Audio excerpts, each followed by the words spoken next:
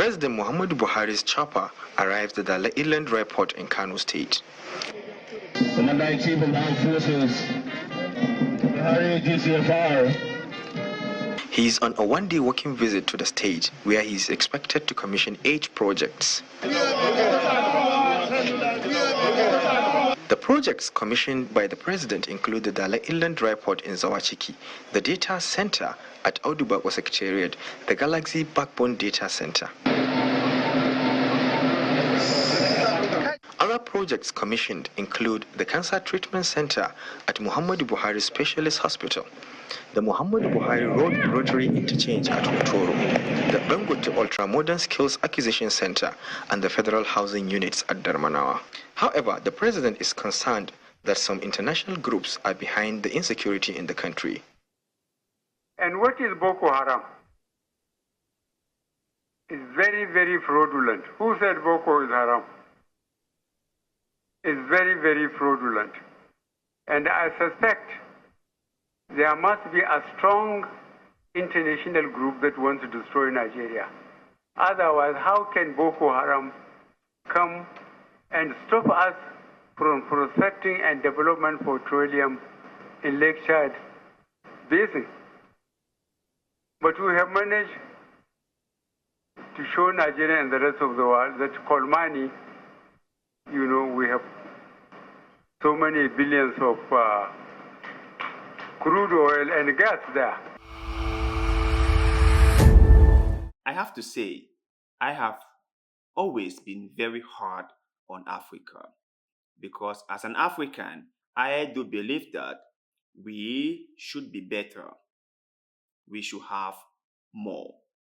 We should be more than what we are now. And I also believe that the development in Africa is really slow. But sometimes, as any rational being, when you see something that is worth applauding, you should applaud it. When you see somebody doing something that you think it might not be perfect, but it's okay, you should recognize it. You should acknowledge it. So I want to use this opportunity to say I am grateful. I am very happy to see the government of Nigeria doing something to push forward the development of the country. And I hope that all the infrastructures that the president has commissioned pick up smoothly and serves the people. But just on a side note, right, that nothing sounds authoritarian like everything being named after you. That aside, right? And he made mention of him thinking or speculating that the insecurity they face in Nigeria is being spearheaded by outside influencers. That some big outside people are the one setting up troubles in Nigeria, allegedly.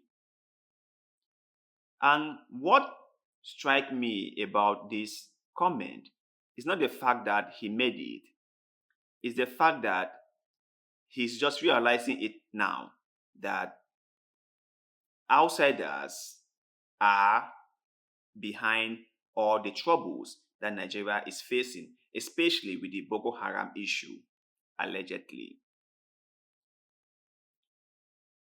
He should have known that by now, that outsiders were involved. But that's not even my concern. My concern is if he or if the previous government of Nigeria had taken care of the people who are living or who felt disenfranchised and decided to pick up arms against the government, maybe, just maybe, they would not have gotten that far. Okay, if they had really looked after the common person, if they have really taken care of ordinary people, if they have really shown some love to the ordinary people or the ordinary person in the street, that person would not have been easily convinced into joining any group. But like Africa, right? No one cares about the common person. No one cares about the old papa, the old mama beside the road. No one cares about them. And those people who have been abandoned, those people who feel disenfranchised, are the ones who will be easily convinced into joining different groups, into staging an uprising, into going against the state. A leader must be there for the people. A leader must make sure that the people in the country are okay. The people in the country have a sense of belonging. If a leader fails to unite the country, if a leader fails to give the people a sense of purpose, if a leader fails to instill a sense of belonging in the people, they will break away. They will stay away, and they will be easily convinced by outsiders into forming groups that will go against the state. And that is what we see happening throughout Africa. Because of poor leadership, Africans have decided to take up resistance against their state. Because of poor leadership, we can see what is going on in Congo.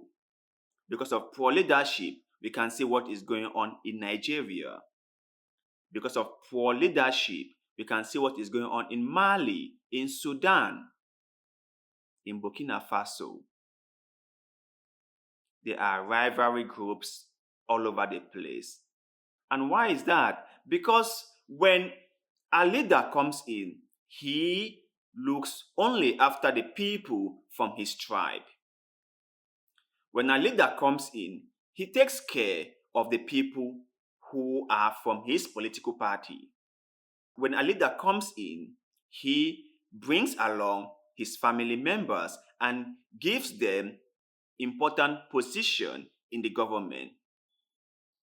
They embezzle, they loot government asset. And the rest of the country, the majority of the people in the country are left without anything. If that were you, won't you be angry? If you found yourself in that situation, would you care about the country? If you were the one who has been abandoned, who hasn't had anything to eat, who doesn't have a job, who can barely survive,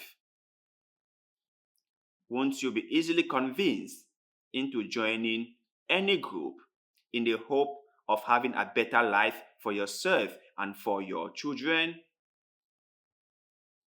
Everyone should think about this for a second. So, poor leadership in Africa is the reason why Africa is having a lot of insurgency groups, why most Africans are breaking away from the government, why most Africans are taking arms and resisting the government.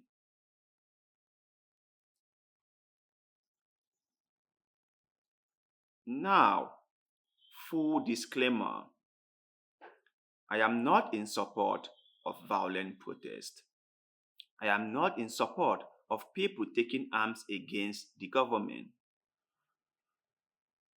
I will hope that things can be settled in a more peaceful and convenient manner.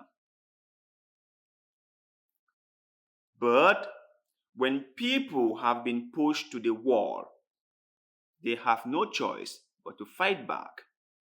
And that is what we are seeing in Africa. So this should serve as an example to the leaders of Africa that when they are in power and they do not look after the whole country, but just a fraction of the country, the other fraction will break away.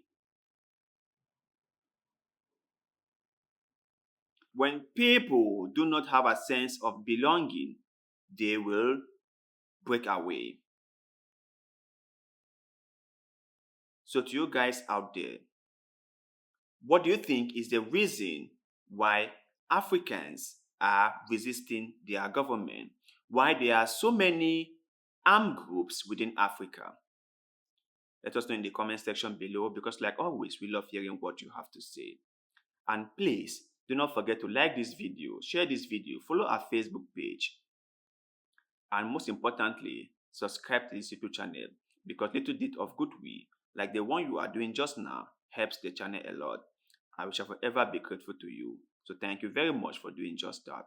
And like always, see you in the next one.